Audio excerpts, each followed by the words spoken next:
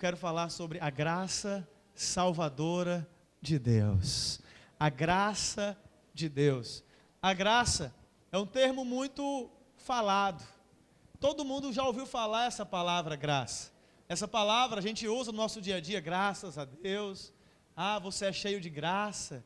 Ah, fulano de tal é tão engraçado. Isso tudo vem da palavra graça. As nossas músicas estão cheias dessa palavra graça. A graça, de fato, ela é um dos principais temas da nossa fé cristã. Mas o que significa graça? Quais são as características da graça? O que a graça tem a ver comigo? Qual deve ser minha atitude diante da graça? A graça de Deus. A palavra graça, ela vem do grego charis. Charis é um belo nome para sua filha. Charis é o que significa a palavra graça. Graça. E significa, dentre outras coisas, boa vontade, uma vontade amável. Existe uma definição muito conhecida. Quando a gente fala de graça, a gente pensa favor e merecido. Quando a gente lembra graça de Deus, é o favor e merecido de Deus. Como assim? É quando eu recebo algo que eu não mereço receber. É quando eu recebo um presente que eu não mereço receber. Isso é graça. É quando alguém pisa no meu pé, quando alguém me afronta e eu ajo com bondade para com essa pessoa. O nome disso é graça. É graça. E eu quero falar hoje aqui, queridos, 3 características da graça. Eu quero dar hoje para os irmãos, eu quero refletir com vocês sobre 3 características da graça. E a primeira delas está no livro de Efésios, capítulo 2, verso 8. Carta do apóstolo Paulo aos Efésios, capítulo 2, verso 8. Esse texto, ele é um texto muito conhecido e um texto chave para nós entendermos a doutrina da salvação. Efésios 2:8, ele diz assim: porque pela graça sois salvos. Porque pela graça sois salvos, mediante a fé. E isso não vem de vós, é dom de Deus. Então, nós somos salvos como? Vamos lá, me ajude. Nós somos salvos como? Pela graça. E essa é a primeira característica da graça. A graça, ela é salvadora. A graça, ela tem o poder de nos salvar. A graça tem o poder de mudar a nossa vida. Amados, a salvação, ela é pela graça. A Bíblia diz, nesse mesmo capítulo 2 de Efésios, que nós estávamos mortos. A palavra é essa: vós estáveis mortos em vossos delitos e pecados. A palavra diz que o salário do pecado é morte, e é assim que a gente estava. A gente estava morto para Deus, separado de Deus, desligado de Deus. E um morto, ele não tem como trazer vida para ele mesmo sozinho. Não tem como, alguém tem que fazer alguma coisa por ele. Alguém tem que intervir em favor dele. E foi exatamente o que Deus fez por nós. Ele interviu em nosso favor, Ele agiu em nosso favor, Ele operou em nosso favor, Ele nos deu vida com Cristo, aleluia. Ele nos deu vida. Nós estávamos mortos e Ele deu vida para mim e para você. O morto não ouve. O morto escuta alguma coisa? Tem gente que faz oração para morto, mas morto não escuta, porque o morto está o quê? Está morto. Morto não escuta nada. Morto não tem como ouvir. O morto fala? Morto fala? Não. O morto tem como fazer alguma coisa por alguém?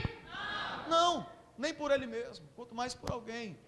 Então nós estávamos mortos em nossos delitos e pecados, e a Bíblia diz que Ele nos deu vida juntamente com Cristo Jesus, aleluia. Sem Jesus, meu amado, minha amada, meu amadinho, minha amadinha, sem Jesus você estava morto, sem Jesus você estava morta, mas agora a graça de Deus, a graça salvadora de Deus te alcançou. Você não está mais morto, você não está mais morta, porque Ele te deu vida em Cristo Jesus. Você não está mais morto, porque Ele te deu vida em Cristo Jesus. Quem tem vida aqui? Quem tem a vida de Deus aqui? Quem tem a vida de Deus aqui? Você pode adorar a Ele, querido. Você vai aplaudir? Aplauda a Ele. A mim não, a Ele, porque Ele merece honra, glória e louvor. Ele nos deu vida. Ele nos deu vida. E sabe por que Deus fez isso? Pergunta por quê, pastor? Porque Deus é cheio de graça. Deus é cheio de graça. A graça de Deus, querido, ela não tem fim, não tem fim, a graça do nosso Deus não tem fim. Tem um texto muito interessante que fala lá em Lamentações, capítulo 3, no verso 22. Esse texto é um texto muito conhecido, e ele fala assim: as misericórdias do Senhor são a causa de não sermos consumidos, porque as suas misericórdias não têm fim. As misericórdias do Senhor são a causa de eu e você não sermos consumidos, porque não tem fim. As misericórdias dele não têm fim. O salário do pecado é a morte. A alma que pecar, essa morrerá. Sabe o que é que o homem merece por causa do pecado? Você sabe o que é que o homem merece por causa do pecado? Você sabe o que é que o homem merece por causa do pecado? Você sabe o que é que o homem merece por causa do pecado? Tem que saber. Porque tem gente que acha que não sabe, tem gente que acha que merece ser abençoado, tem gente que acha que merece o favor de Deus sobre a sua vida. Querido, se nós temos a graça de Deus salvadora sobre nós, não é porque nós somos bons, é porque Ele é bom, é porque Ele, as misericórdias dEle não têm fim, são as misericórdias dEle a causa de eu e você não sermos consumidos, é por causa da misericórdia dEle. E quando falamos de misericórdia, a misericórdia tem uma relação muito íntima, tem uma relação muito profunda com a graça. Na verdade, a misericórdia, alguém já disse que ela é uma manifestação da graça. E é interessante, eu gosto muito dessa definição. Eu me lembro sempre dessa história. Uma criança, ela aprontou.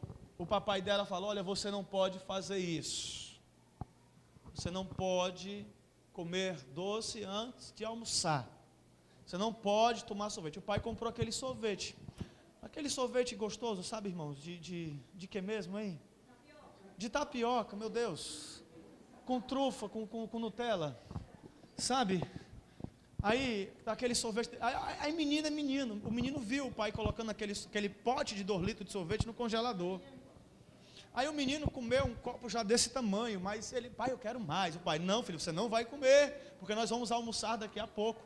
Pai, eu quero mais. Não, filho, você não vai comer agora, tá bom? Papai está falando e você não pode desobedecer o papai. Porque se meu filho desobedecer o papai, o que acontece? Eu sei, pai, eu vou apanhar, né? Isso mesmo, filho. Filho não pode desobedecer o papai. E o pai saiu. E o pai foi resolvendo algumas coisas. Estava naquele churrasco maravilhoso, comendo aquela picanha, aquela maminha, que quando está assim no fogo, irmão, aí a gordura pinga, aí cai assim no fogão, faz...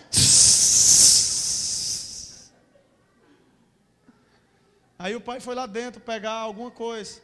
E quando ele vê, está um menino com o pote de sorvete e uma colher na mão, comendo tudo. Ah, menino. E o pai olha: meu filho, o que foi que você fez? Você comeu o sorvete todo, filho. Filho, você não era para ter feito isso. O papai tinha falado que você não era para comer esse sorvete. Você sabe o que vai acontecer agora, não sabe? Oh, papai, eu sei. Pois é, vem cá. E levou o menino para o quarto. Bora, se ajeita aí. O menino já sabia, ela ficava bem certinho aqui, ela ficava aqui, ficava só esperando a lenhada. Aí o pai tirou o cinto. E o menino lá esperando. E demorando. Aí o menino esperando. Papai? E o pai tinha guardado o cinto. Filho, eu não vou lhe punir agora não. Não vou lhe punir hoje. Eu vou lhe ensinar uma coisa. O que, papai? Misericórdia. Misericórdia? É. Você merece apanhar? Mereço, pai. Eu pisei na bola. Meu filho está arrependido? Eu estou, papai. Pois eu vou ser misericordioso. Eu vou usar de misericórdia com você. Eu não vou bater em você. Oh, papai, obrigado. O nome disso é misericórdia, filho. Mas eu quero te ensinar uma outra coisa. O que é, papai? Eu vou te ensinar a graça. É? Como? Vamos comprar mais sorvete. O que aquele menino merecia? O que aquele menino merecia? Sola. Sola. Ele levou o pé. O que foi que ele ganhou? Mais sorvete. E esse sorvete tem o nome: graça. graça. E foi isso que Deus fez comigo e com você. Ah, meu irmão, o salário do pecado é a morte, mas o dom gratuito de Deus é a vida eterna em Cristo Jesus. É isso que nós recebemos dele. Nós merecíamos a morte, mas eu e você, nós recebemos vida eterna. Aleluia! Isso é graça. As misericórdias dele são a causa de eu e você não sermos consumidos. Dá um cutucão na pessoa e fala: rapaz, é a misericórdia dele sobre nossas vidas. Elas são a causa de eu e você não sermos consumidos. Vai, vamos cantar. A gente cantou uma música que diz assim, ó, amanheceu. Fala, irmão, amanheceu. Ficou de manhã. Glória a Deus, querido, que ficou de manhã. Glória a Deus. Por quê, pastor? O que é que tem a ver? Por quê?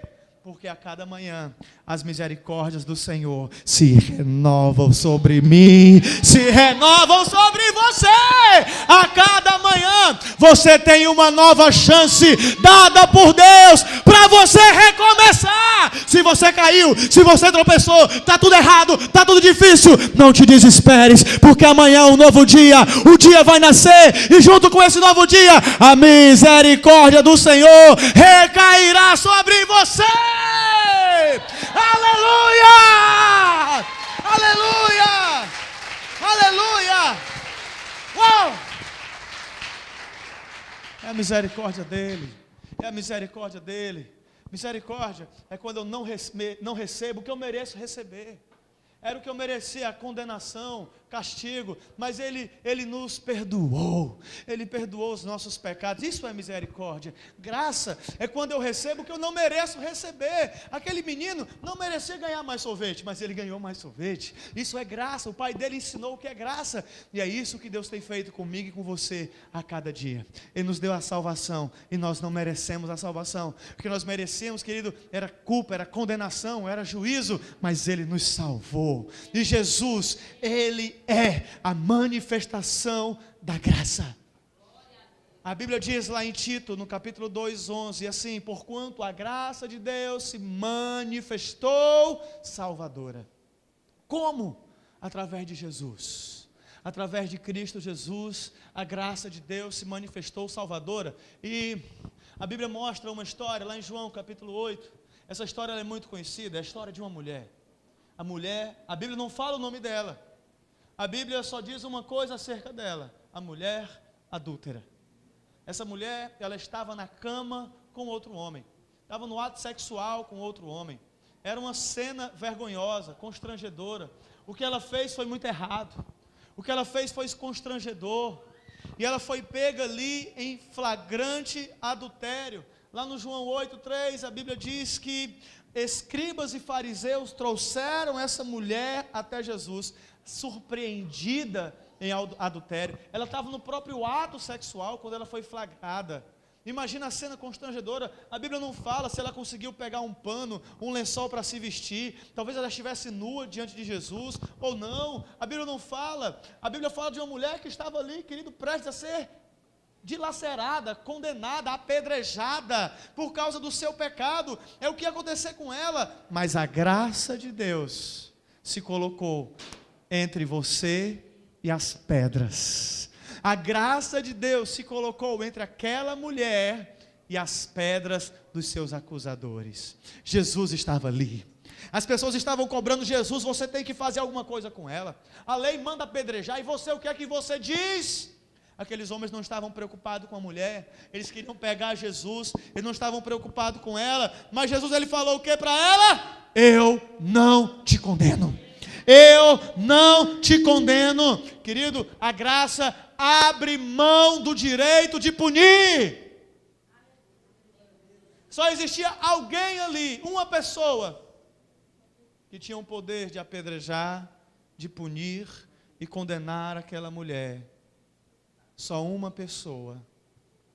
E essa pessoa falou para ela assim: eu não te condeno.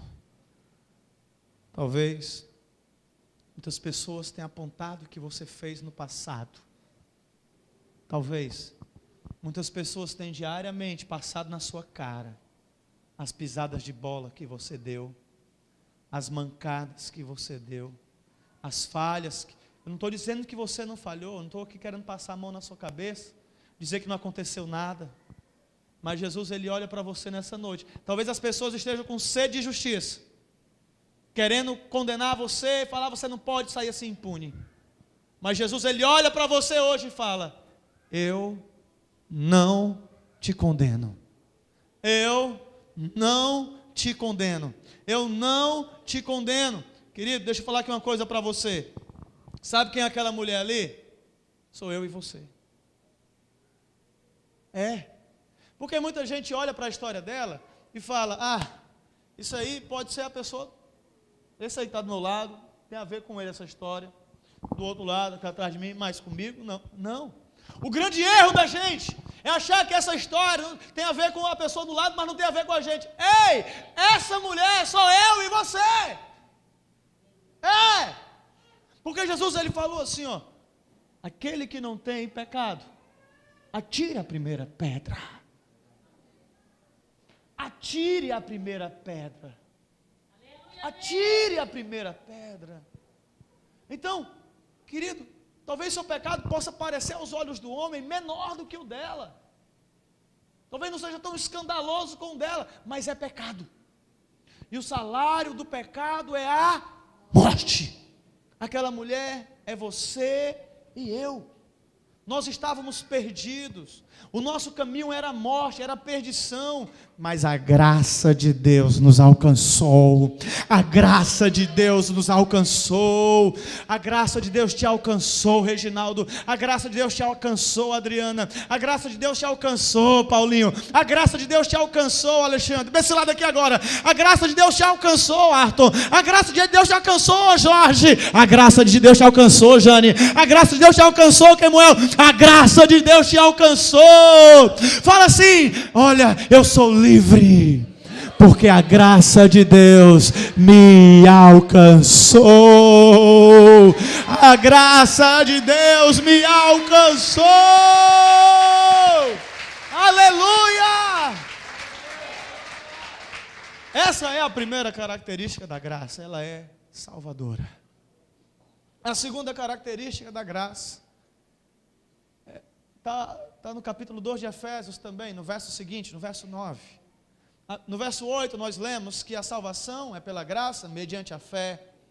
No verso 9, a Bíblia diz: não de obras, para que ninguém se glorie.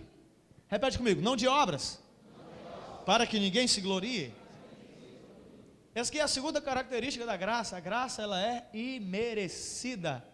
A segunda característica da graça é que ela é imerecida. Eu não mereço, você não merece, nós não merecemos. Paulo está enfatizando isso. Ei, você não é salvo porque você é uma boa pessoa. Talvez você seja uma pessoa muito legal, talvez você seja uma mulher muito joia, um homem muito joia, mas não é por causa disso que nós somos salvos. Nós não merecemos, porque ninguém é bom o bastante para ser salvo. Ninguém. Merecer vem de mérito, fala de ter mérito. E aqui nessa reunião, nessa assembleia, ninguém tem méritos próprios para ser salvo. Ninguém pode bater no peito e falar: olha, eu vou para o céu porque eu sou bom. Vocês são tudo pecador imundo, sujo, devasso, mas eu sou santo, eu sou bom, eu sou uma pessoa boa, eu mereço ir para o céu. Não, ninguém pode abrir a boca e falar isso, querido. Lá em Jeremias capítulo 9, no verso 23, é um texto bíblico que diz assim: assim diz o Senhor, não se glorie o sábio na sua sabedoria, nem o forte na sua força, nem o rico nas suas riquezas, mas o que se gloriar, glorie-se nisto, em me conhecer e saber que eu sou o Senhor. Mas o que se gloriar, se glorie nisso, em me conhecer e saber que eu sou o Senhor. O apóstolo Paulo, o grande apóstolo, ele resumiu esse ensinamento da seguinte forma. Ele escreveu isso lá na sua primeira carta aos Coríntios, no comecinho dela, ele falou assim: como está escrito, aquele que se gloria, que se glorie no Senhor. Aquele que se glorie. Ei, sabe o que é isso aqui? Se eu sou salvo, é por causa dele. Se eu sou salvo, é por causa dele. Se eu sou vitorioso, é por causa dele. Se o meu casamento é uma bênção, é por causa dele. Se a minha família é uma bênção, é por causa dele. Se eu estou bem, é por causa dele. Não é por causa de mim, não. É por causa dele. Se eu sou uma bênção na vida das pessoas, não é porque eu sou bom, mas é por causa dele. É por causa dele. É por causa da graça dele que você é o que você é. Fala assim para a pessoa do lado, irmão, não é porque eu sou bom, sabe? Mas é por causa da graça dele. É por causa da graça dele. Aleluia. Ah, meu Deus. A mulher adúltera não merecia ser salva. O que ela merecia era o quê? Pedra. Ser apedrejada. Era isso que ela merecia. Mas a graça, ela dá amparo ao invés de pedras. A graça, ela estende a mão quando muitas vezes queremos jogar pedras. É isso o que a graça faz. A Bíblia fala de um homem, Mefibosete é o nome dele. Mefibosete, ele era neto do rei Saul. Saul foi um grande rei em Israel. Foi o rei que antecedeu Davi. Saul ficou louco, perseguiu Davi. Deus falou para ele: o reinado não vai mais ficar nas suas mãos, Davi. Saul, obrigado. Mas Davi era muito amigo de Jonatas. Davi amava Jonatas, o filho de Saul. E Davi fez uma aliança com Jonatas. Eles eram aliançados. E Saul foi para a guerra, e na sua última guerra ele morreu, ele se matou. Ele estava ali encurralado, ele tirou a própria vida. E ali naquela época, era muito comum quando um rei morria, os seus descendentes fugiam, porque a outra dinastia iria matar todos os descendentes para assumir o trono. E a Bíblia conta que nessa correria de fugir, uma criança, o neto de Saul, Mefibosete, ele caiu e ficou aleijado, e ficou manco. E ele foi se esconder numa terra longe. Ele morava no palácio, ele tinha tudo do bom e do melhor, mas ele foi para uma terra distante, chamada Lodebar, terra de esquecimento, uma terra sem pasto. Um belo dia, o rei Davi, o grande rei de Israel, a Bíblia fala lá em Samuel capítulo 9, verso 1, Davi falou assim: ei, resta alguém da casa de Saul para que eu use de bondade para com ele, por amor a Jonatas. A palavra bondade é a mesma palavra lá que a gente leu em Lamentações 3:22, as misericórdias. É o hebraico chesed, que dentre outras definições tem de fidelidade. Fidelidade. Fidelidade. Então, Davi falou: tem alguém da casa de Saul para que eu use de fidelidade para com ele, por amor a Jonatas. Às vezes a gente não consegue entender, porque graça é isso. O que é que Mefibosete, ele era aleijado. Aí Davi lembrou, pois manda buscar ele. E foram buscar o Mefibosete. Eu imagino Mefibosete lá escondido e falaram: Mefibosete, o rei te achou. Meu Deus, eu estou perdido. Eu era descendente de Saul, ele é o rei atual, ele vai me mandar me matar, porque eu era, teoricamente, o descendente legítimo. Era eu que era para ser o rei, ele vai mandar me matar. Mas aí, o rei chamou Mefibosete e falou: Mefibosete, eu não vou te matar. A partir de hoje, você, Mefibosete, você vai comer sempre comigo na minha mesa. Na mesa de Davi, comiam seus filhos, Amnon, Absalão, Tamar, seus generais, e dentre aqueles homens valorosos, tinha ali um aleijado. Um cara que não tinha beleza, não tinha formosura, não tinha nada a oferecer. Todos aqueles homens fortes, imponentes, estavam ali naquela mesa, e de repente, o aleijado entra naquela sala, e todo dia, senta à mesa com eles. O que Mefibosete tinha a oferecer a Davi? O que ele tinha a oferecer? O que foi que Mefibosete fez para estar ali? Nada. Ele não fez nada. Por que Davi fez isso? Fidelidade. Porque ele era fiel. Querido, eu e você, nós somos esse Mefibosete. Estávamos perdidos, longe de Deus, não tínhamos nada a oferecer a Ele, mas um dia, o rei mandou te chamar. Um dia o rei mandou te chamar e falou: Marcos, vem, cara, eu estou te chamando, você vai comer sempre na minha mesa, Marcos. Um dia o rei olhou para mim e falou: Jean Júnior, vem para mim, você vai comer sempre à minha mesa. Um dia o rei olhou para você: Luciana, vem para mim, você vai ficar sempre comigo agora. Oh, Teixeira, vem para mim, Teixeira, que você vai sentar sempre comigo na minha mesa. O que é que nós tínhamos de valor? Nada. Éramos como Mefibosete, aleijados, pobres, escondidos, fugindo numa terra distante, se escondendo. Tomara que o rei não me ache aqui, senão ele vai me matar, porque era isso que a gente merecia por causa dos nossos pecados. Mas o rei manda nos chamar e olha para mim, para você e fala: você vai comer sempre comigo na minha mesa. A partir de hoje você faz parte da minha família, porque eu tenho uma aliança. Sabe por que Davi fez isso? Por causa de quê mesmo? Eu tinha falado aqui já. Sabe por quê? Fidelidade. Por que Deus nos chamou então? Por causa disso. Porque Deus é fiel. Por que Deus nos chamou? A gente não merece. Muitas vezes nós somos infiéis. Muitas vezes trocamos Ele por tantas coisas. Mas Ele não muda. O caráter dele não muda. Ele é fiel. Ele é fiel.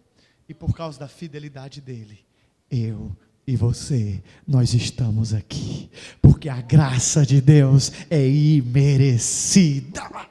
Aleluia! Ah, meu Deus do céu! A Bíblia conta a história de outra mulher, duas mulheres, Ruth e Noemi. Essas duas mulheres. Noemi, para quem não conhece a história, Noemi era casada com um homem, eles eram muito ricos em Israel, mas houve fome em Israel, faltou pão em Belém, faltou pão na casa do pão, e eles foram embora, foram para uma terra distante, uma terra chamada Moabe, e foram eles e seus filhos, lá seus filhos se casaram com mulheres moabitas, Ruth e Orfa, e lá, tanto o marido como os filhos morreram, e ficou Noemi e as suas duas noras, Ruth e Orfa, sem maridos, desamparadas. Noemi, com todo respeito, ficou ali uma velha, pobre, e ela, entendendo a sua condição, ela olhou para Ruth, para Orfa e falou: meninas, eu não tenho mais nada a oferecer a vocês, eu vou voltar para a minha terra. Agora vocês podem ficar aqui. Vocês são jovens, vocês são novas, vocês são bonitas, vocês podem se casar novamente. A partir de hoje, meu nome não é mais Noemi, meu nome é Mara, porque eu estou amargurada de espírito. E ali foi aquele chororô. Orfa chorou muito, mas seguiu seu caminho e foi embora. Ruth, por outro lado, no capítulo 1, verso 16 do livro homônimo, ela falou assim: olha, Noemi, vou falar com minhas palavras, vou parafrasear. Olha, Noemi, não insista para que eu te deixe, não me obrigue a não te seguir, Porque aonde quer que você for, Noemi, eu irei. Aonde quer que você pousar, ali eu pousarei. O teu povo, Noemi, é o meu povo. O teu Deus é o meu Deus. Onde quer que morreres, Noemi, morrerei eu também, e ali eu serei sepultada. Faça-me o Senhor o que bem lhe aprouver, se outra coisa que não seja a morte me separar de ti. O que foi que Ruth fez com Noemi? Ruth não tinha mais nenhuma obrigação com ela. Ruth estava ali na flor da idade, podia seguir sua vida, casar com outro homem, ter filhos, ser amparada por outro homem. Noemi liberou ela: pode ir, Ruth, vai embora, Ruth, vai, pode ir. Ruth: não, eu não vou deixar você sozinha. Por que Ruth fez isso? Ela estava desobrigada, ela não era mais obrigada a fazer isso, ela não tinha que fazer isso. O que foi que Ruth fez? Por que ela fez isso? Graça. Graça. Foi por causa de graça. A Bíblia fala do filho pródigo. O filho pródigo, ele foi embora, desaforado, menino desaforado. Pediu: pai, me dá parte, a minha parte. Tem nada ainda, é o filho mais novo, não tem direito à herança. Tinha só 1/3. O filho mais velho que tinha mais direito naquela época. Me dá a minha parte. O pai muito bondoso, muito condescendente. O pai vendeu 1/3 dos seus bens e deu dinheiro para o filho. O filho foi lá e gastou com tudo que não presta. Com mulher, com farra, com jogos, com bebedeira. Perdeu tudo. Gastou tudo. Volta para a casa do seu pai envergonhado, com o rabinho entre as pernas, pobre, sujo, fedido. Chega lá, o que é que ele merecia do seu pai? Eu te falei, cabra sem vergonha. Eu te falei, bicho safado.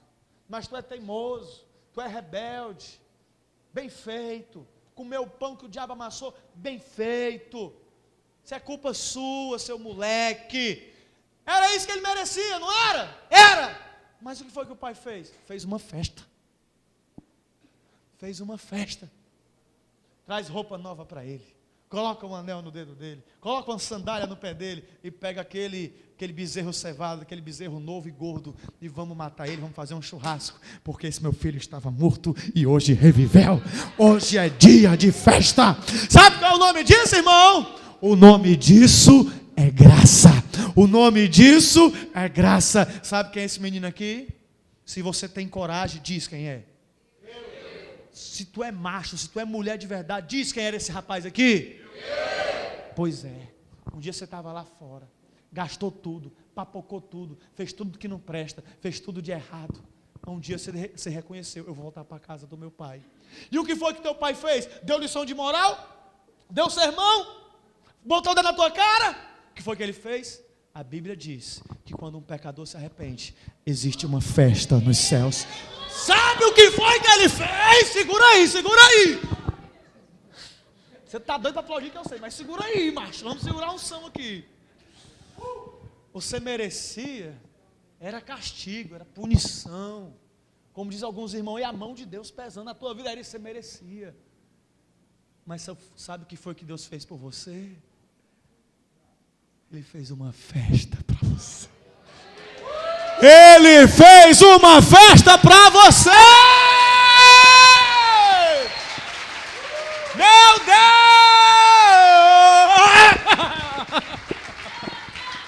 Ele fez festa. Ele fez festa. Eu não merecia ser salvo. Nenhum de nós aqui. Mas Ele nos salvou.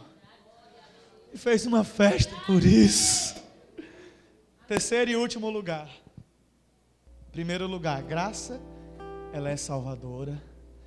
Segundo, a graça, ela é imerecida. E terceiro e último lugar, Romanos 5:20. A Bíblia diz: sobreveio a lei para que avultasse, realçasse, aumentasse a ofensa. Mas onde abundou o pecado, onde abundou o pecado, não consigo entender.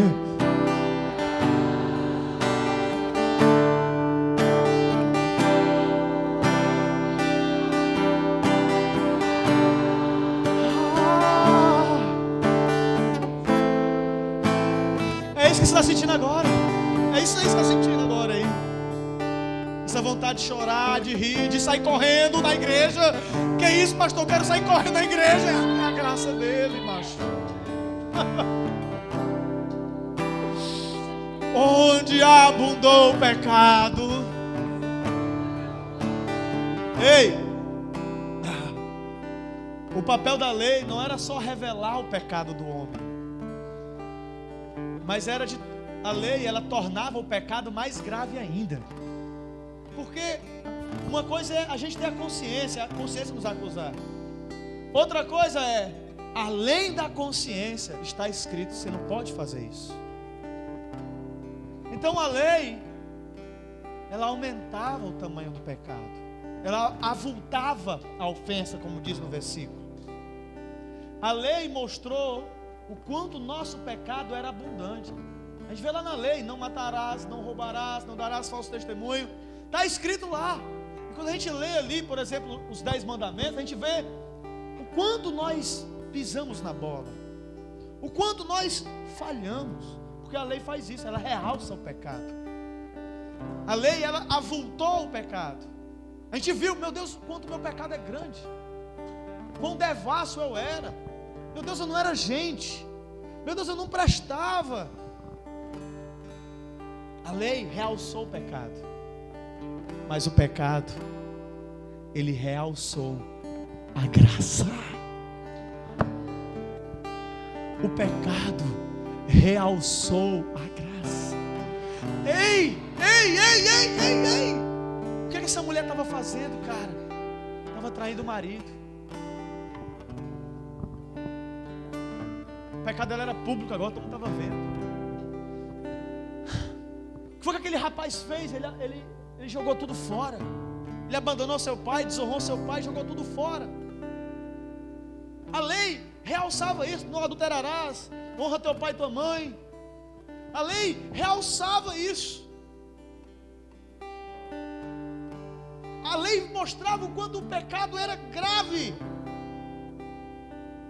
Aí aqui a gente vê Jesus dizendo que a graça, ela não é só abundante. A graça, ela é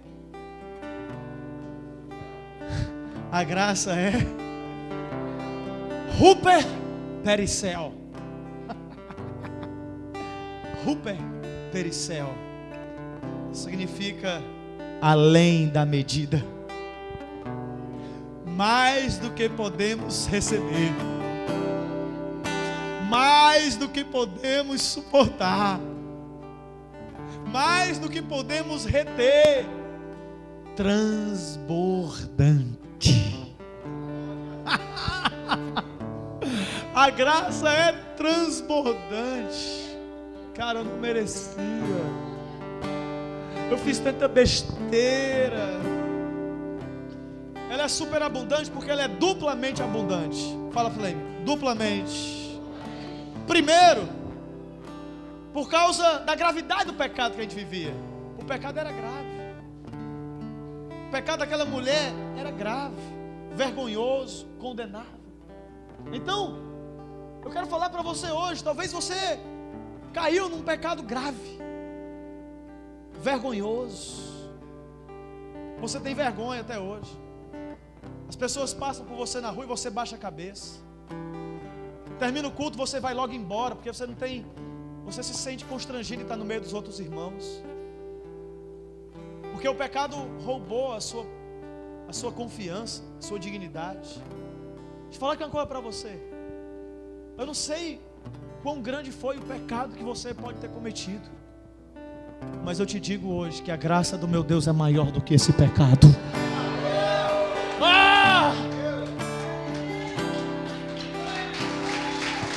graça do meu Deus é maior que esse pecado.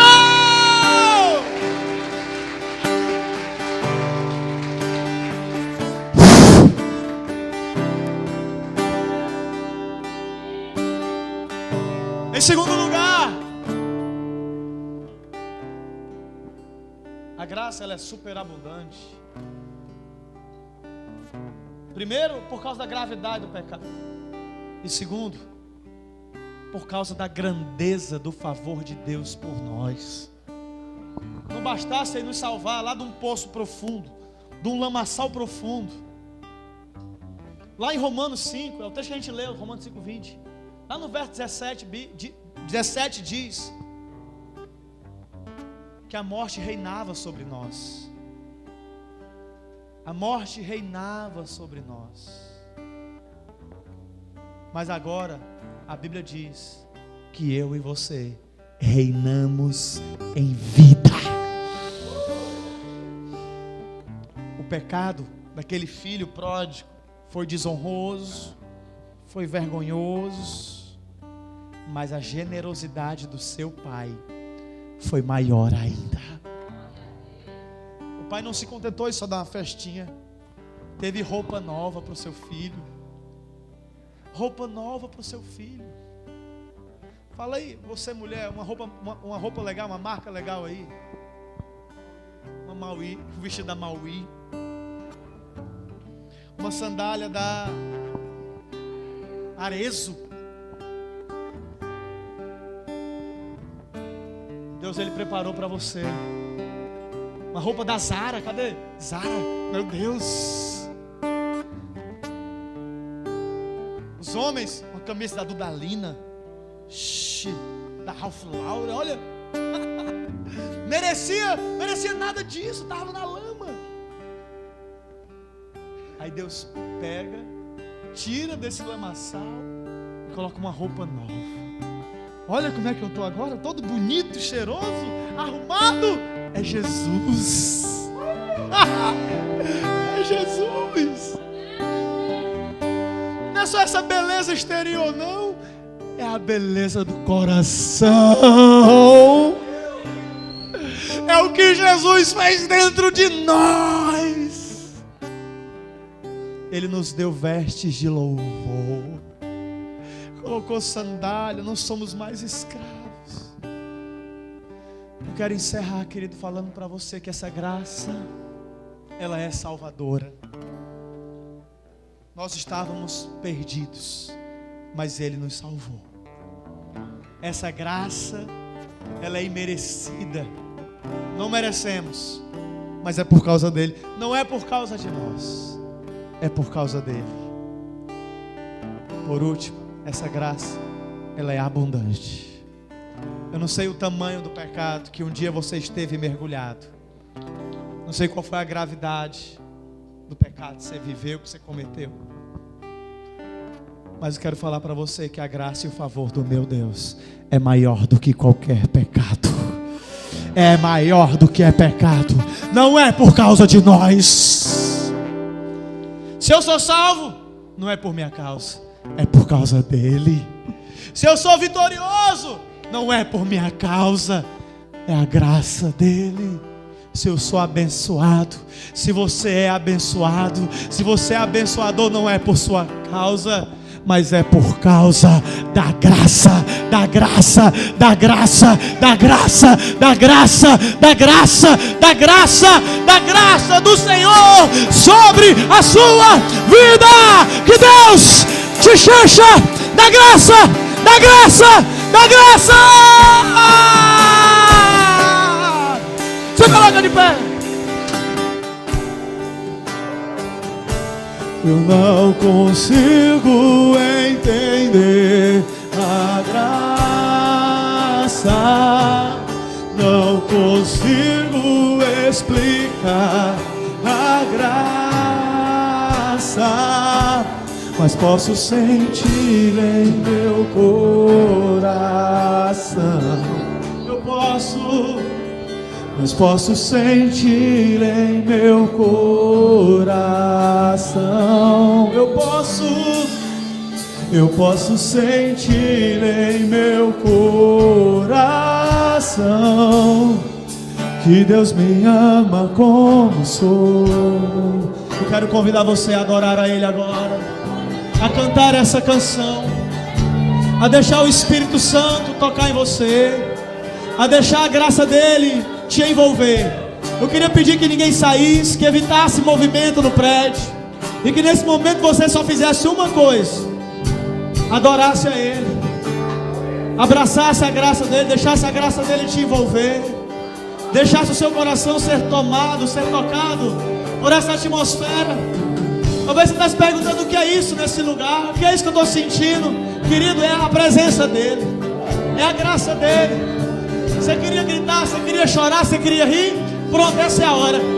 Você pode, se derrama na presença dele, deixa ele tocar em você, deixa ele ministrar em você nesse momento, deixa o Espírito Santo consolar você aqui agora. Graça, favor de Deus que eu não mereço, misericórdia, o castigo merecido que Ele não me deu. É isso que sustenta todo meu viver. Oh, amanheceu, diga.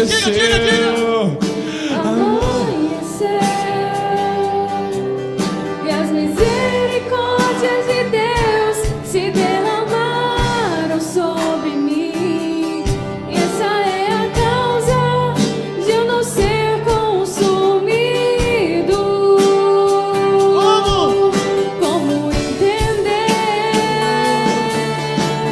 Como entender que um Deus maior que todo o universo se preocupa com a simples poeirinha como eu. Tua fidelidade é além de tudo que eu conheço. Diga, quero você, Deus. Se você quer, diga pra Ele. Não consigo entender, não consigo explicar a graça, mas posso sentir em meu coração